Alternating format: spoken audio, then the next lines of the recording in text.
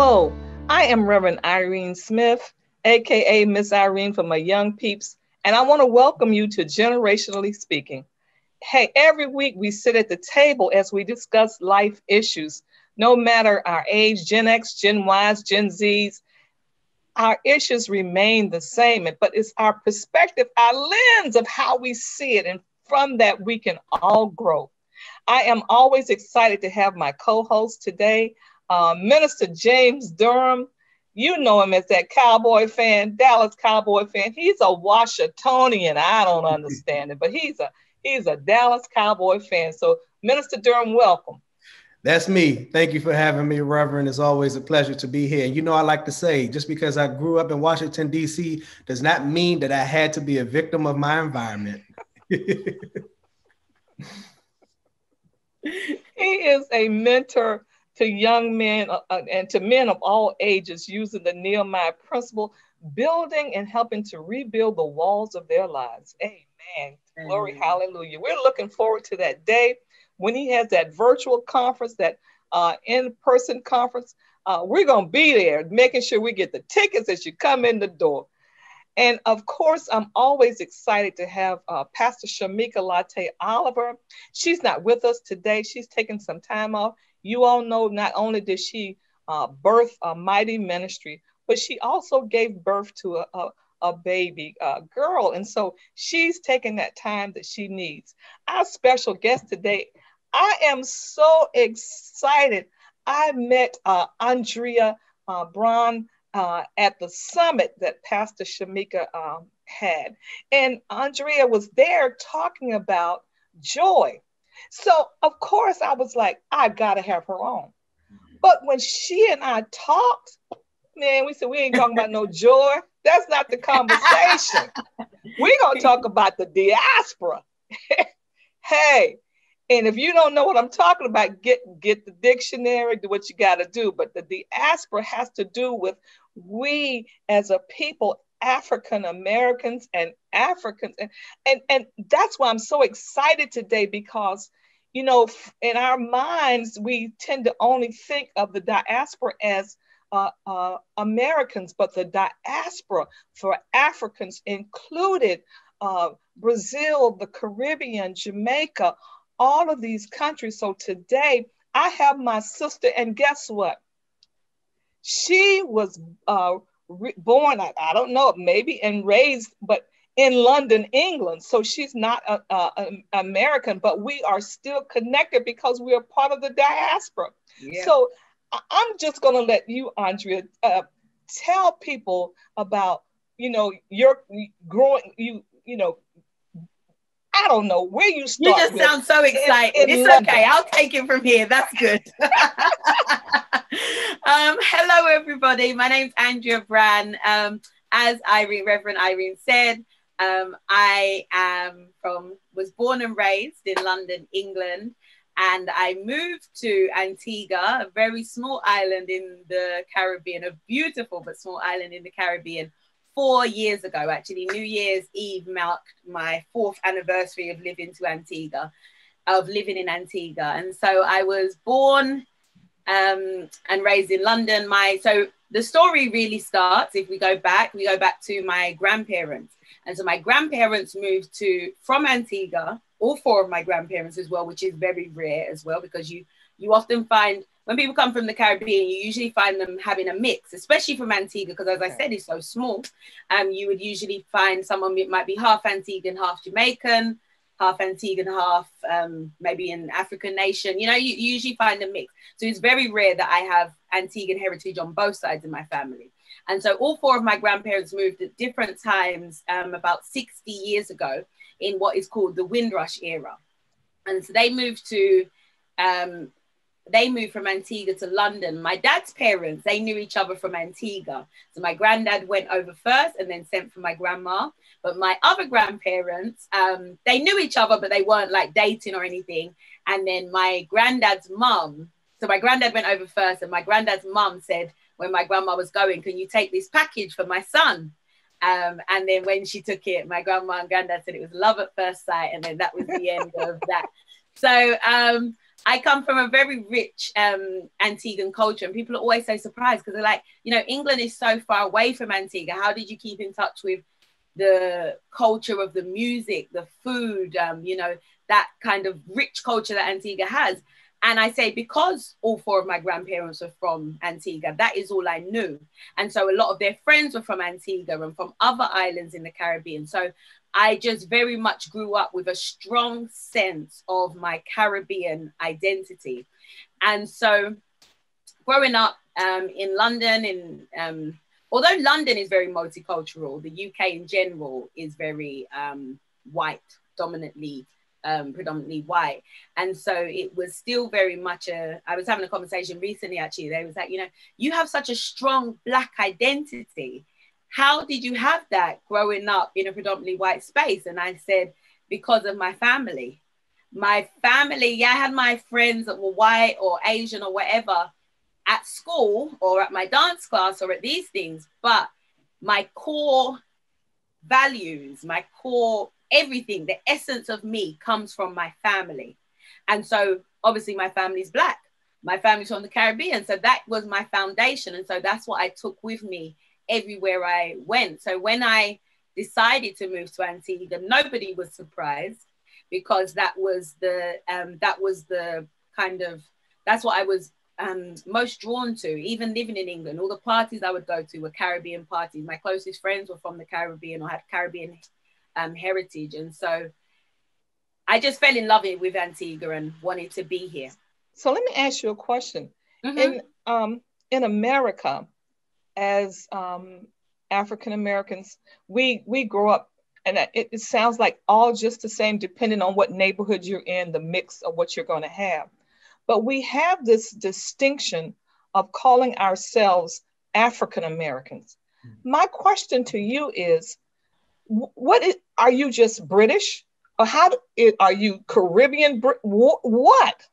Or is it even necessary? Is that just an American thing?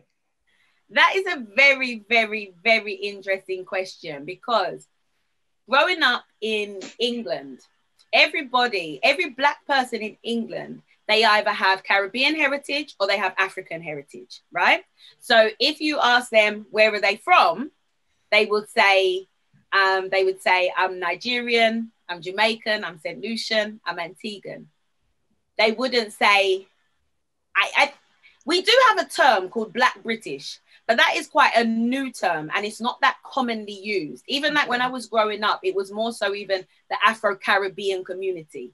So that would be how we were described, including both African and Caribbean Black people. But generally speaking, in the UK, if you ask a Black person where they're from, they're going to say ancestrally where they're from. So my parents are Ghanaian and this, and, you know, that's how we really identify. And it's funny you said, am I British? Because I never called myself British until I came to Antigua. Because when you come to Antigua, as Antiguan as I thought I was, as Black as I am, you're English, the English gal. That's who you are. So I knew I was born in England. I knew my nationality was British, but that was never something that I identified with really as being British.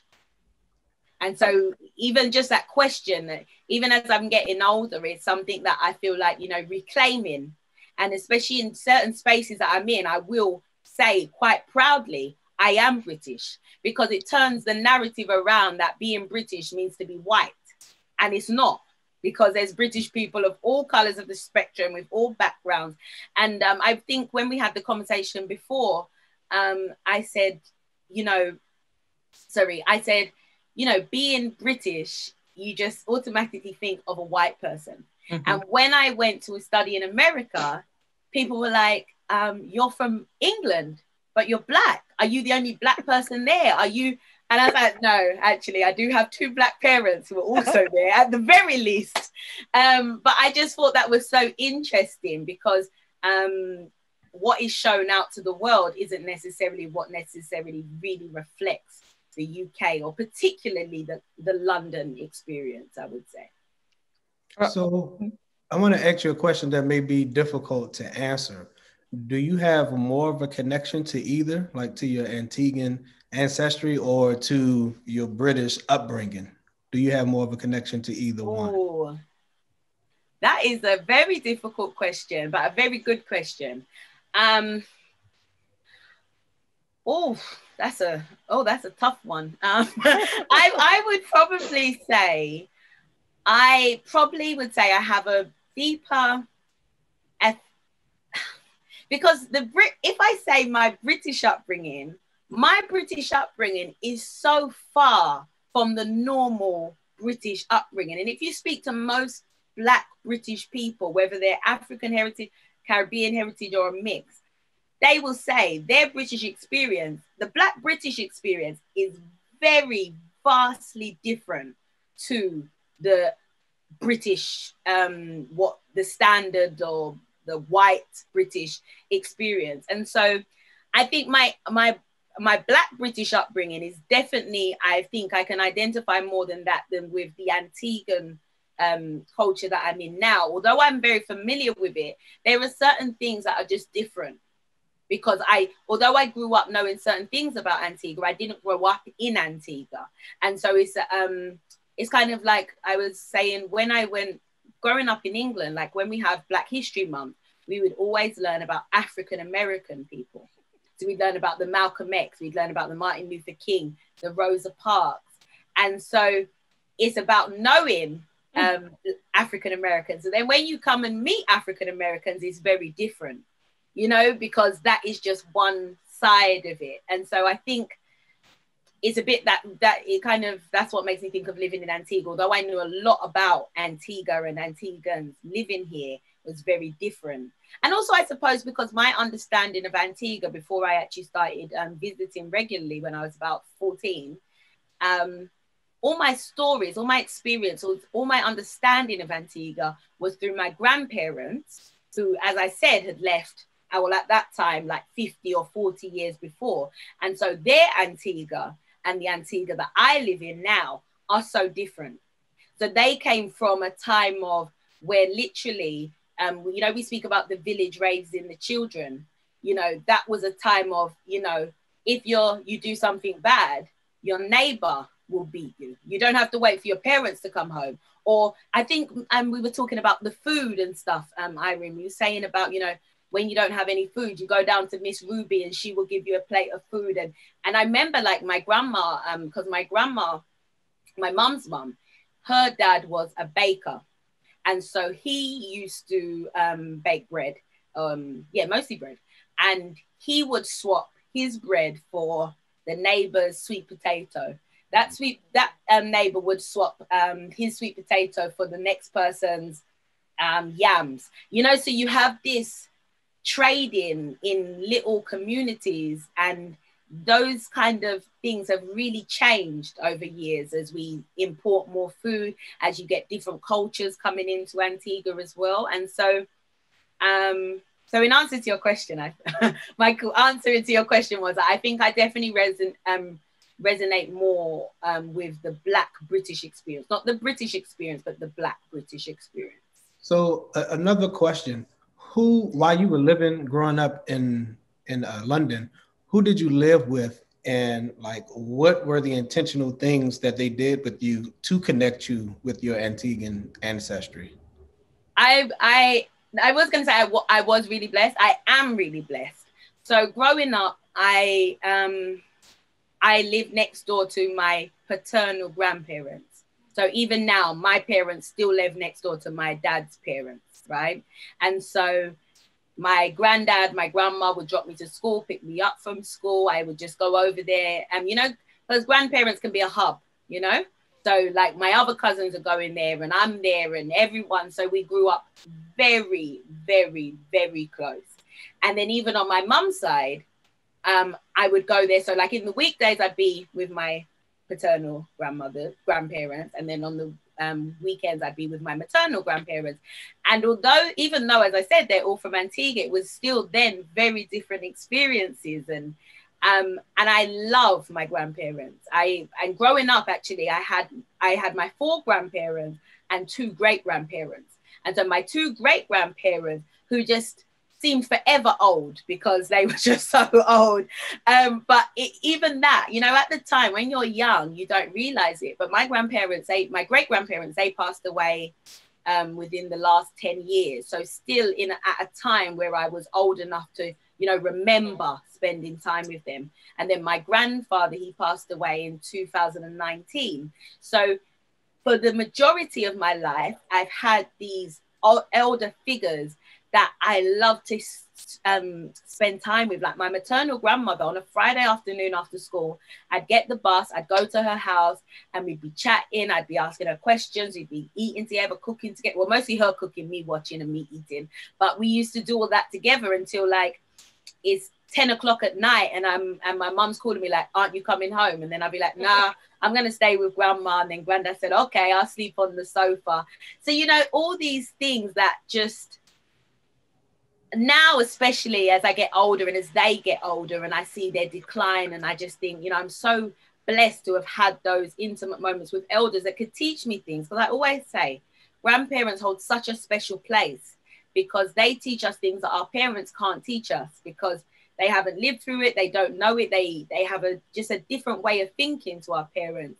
But also my parents have been integral to who I am, my identity, my confidence in being who I am. And from a young age, they encouraged me to read. I don't have quite as many books as Minister Durham, but my parents encouraged me to read from a very long time. My mum, for most of my life, as far as I can remember, only read books by Black authors. She only read books by Black authors. She would go on like Black writing courses. She used to, at the time, when I was maybe about 10, 11, 12, around that time, it was very hard to get Black cards, like Black greeting cards in the UK. There was like one brand. And so my mum her first cousin lived in Brooklyn. And so he used to buy all these different cards that you can get in the US and send them to her, and she would sell them.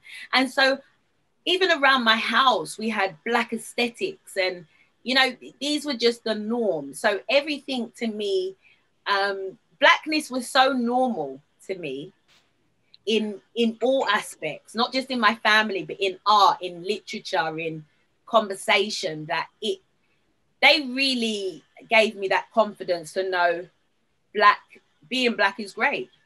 So, Andrea, this is a question that you would not have experienced, but your parents may have. So when the narrative that you've been taught about the African American experience, the diaspora, and what they experienced during slavery, and the horrific moves that we experienced, just trying to integrate. In your parents talking to you, did they in London experience any of those kinds of those issues to the depths that you've been, you know, taught this African American history? Well, I think for sure my parents' experience, well, my grandparents' experience, because when they came, there was hardly any Black people anywhere in the UK. So when they came, they were stared at, they were told to go back to where on your banana boat. You know, those were the rhetoric that they were met with. And the thing is, Caribbean people went to England because the Caribbean countries were part of the British Empire. Mm-hmm. And so the British called them to come back to rebuild after the war. So to be nurses, to construction, for bus drivers, train drivers, all those kind of things. They were called to come to England. So when they were going, they were expecting this warm welcome, going back to the motherland, you know, the mother country. And they were like, you know, going back to my British, like they were seeing it as like my British brothers and sisters, but that was far from the treatment that they were met with. And I remember my grandma, and she said one time she was on the bus, and there's all white people on the bus, and there's a little girl, and she keeps staring at grandma and pointing, and then she whispers in her mum's ear something, and then the woman says, yes, yes, darling, that is a monkey, right? Oh, and so everybody on the bus started laughing, and so my grandma waited for the laughing stuff. She said, yes, I'm a monkey, I'm an ape, and you all are chimpanzees. And she said they herded off the bus before the anybody could say anything. Everybody got off at that stop. She said, because, you know, those are the things that, I mean, that's just one experience, you know. And when you, there's a really great book called Small Island by Andrea Levy, and it was also made into a play for the National Theatre. And I remember doing that book for my A levels when I was about 17, 18, and just hearing the stories of what that generation had to go through to really pave the way for us, for their children, their grandchildren, and their great-grandchildren. And still, even today, some of the things we face are so similar to what they face, but in more insidious ways. But I think my grandparents, that generation definitely had it the hardest. But then my parents now, so my grandparents came over with this Caribbean identity. And as I said, they've all lived in the UK for over 60 years, but they still called Antigua home, right? So that is their sense of identity, of still being connected to Antigua, even though they haven't lived there for how many years, decades. But my parents now, they have a British identity because they were born in England. Mm-hmm. They don't have, although they have that ancestral link to their mm-hmm. island or their country, they are still British born. And so their experiences are now then like, well, why am I being treated like this? Like, why am I getting pulled over in a car that I've paid for as a Black person? You know, and then I remember like my dad saying that him and his brother one day were walking down the road and these white boys started to chase them. And so they ran, split up, got away from them, blah, blah, blah. And when they got home, and when we asked them, well, did you tell grandma and granddad? And he said, no, you wouldn't tell grandma and granddad that. And I was like, well, why not? It's like, because it was almost so normal. And they would just, and the grandparents would take the stance of, well, what were you doing? Why weren't you here? Or why mm-hmm. didn't you, you know, mm-hmm. that shift. And I, you know, in this generation, I think if I got chased down the road, the first person I'd be telling is my parents, because I know that they would know and support me. But the grandparents still had that colonial mindset that, you know, you just follow the line, you toe the line, you don't say anything out of hand, you'll be okay. But that wasn't it. You can toe the line, you can stay out of the way, and they'll still do something to pull you out. You know? I think that you bring up a great point, Minister Durham. And when we hear this colonialism and we think about racism, so it's like racism says you stay within the lines, you stay within the confines, you do exactly as you're told. You don't go over, you don't go to the left, you don't go to the right. And even if you walk straight, there's still a problem. You know, there's still a problem. And so then we move to the generation that says, no, you know, I'm not staying, I'm coloring outside the line. And that's when we have all the problems. So I think in America, we don't think about colonialism. And so when I hear the Caribbean and that they were colonialized by Britain, and so I'm trying to understand it, and it's so difficult for me to bring it into focus. It is difficult, and it is even difficult now, because as much as we're no longer a colony of England, so much of those structures are still in place today. Like we still, you know, have the Queen on our money, right? We still have Nelson's Dockyard. Nelson was what's his name? Horatio Nelson was an abhorrent man who supported slavery. And yet we have a whole dockyard tourism site dedicated, named after him. And so even like when we go hiking and you see the graves of slave owners, And you know they're slave owners because slaves didn't have graves and headstones, you know? And so these are the things that you live amongst. And it is, colonialism is like, it's a mindset. Mm-hmm. It's a mindset that a lot of Caribbean people still have, where I value myself as a Caribbean person. I'm a proud Caribbean person. However, my affiliation with the British is a good thing, or was a good thing. Was able to propel us, was able to do these things. And it's painful. It's really, really painful to hear people even speak about the positivities of colonialism, because it did a number on us. It's still doing a number on us. I was telling a story just yesterday. One of my colleagues at work, she had on a top that had like a dashiki, an African dashiki pattern. I said, oh, that's a really nice top. And she said, I like that. I said, I like the African print. She said, if I'd known it was an African print, I wouldn't have bought it. Whoa. And I said, what do you mean? She was like, well, I'm not African. And I was like, oh, okay. You know, and I was just like, even like putting down of African people. So I'm a Caribbean person. I'm happy to be a Caribbean person, but I'm not affiliated with that starving nation of Africa. And Africa is being the whole continent, but it's just that Africa, you know? It's just really sad to hear. It's really sad to see. And it's really sad because that misinformation and that is being passed on.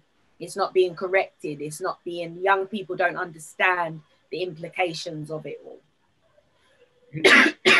Sorry. So much that I want to respond to in terms of, one, how these countries, both America and England, have these Black folk and wanted to distinguish us from them. And one of the ways they did it here in America is they added this African American. Like, I appreciate you saying that you are British. That's where you grew up. Like, I stopped identifying, well, I don't even know if I ever identified myself as African American, because I'm American. I grew up in America. Now, my ancestry, the lineage goes back to Africa, but my experience, I was born and raised and have always lived in America. So I'm American. But this country and the racist history of this country want to distinguish me like the people on the bus did with your grandma. You know, they wanted to call her a monkey. And I love the fight in her. I mean, that's the fight that all of us have inside of us. I think we have to be comfortable with identifying ourselves with who we are. And all Americans does not look like what white society might have you to think that that's what America is. America is apple pie and Chevrolet and a white picket fence and 2.3 kids. No, America looks so different. It's so diverse. And the same thing with England. So I think we should be comfortable with identifying ourselves as, you know, this is the country I live in and I am